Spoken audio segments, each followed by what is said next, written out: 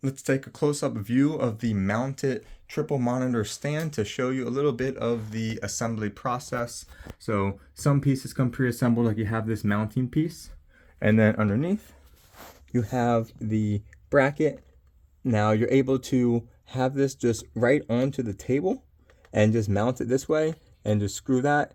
And this is maybe an inch thick table, so it can fit an even narrower table. I don't know if you want to use a table much narrower than that, but you can mount it. You can then plug it in to your computer using two USBs so that you can power supply your USB and USB-C mounting on the mounting part here.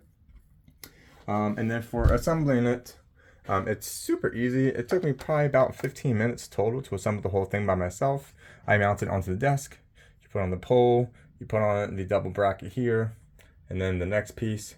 And then it is truly customizable because I have one arm, two arm, and then the gas spring arm on this side, and on this side I have just one arm and the gas spring arm. So it is adjustable, and then you tighten this screw up here to be able to have this be at just the right height based off, you want to add like a level height, so you tighten it or loosen it based on the weight of the monitor, and then you are good to go. So highly recommend it.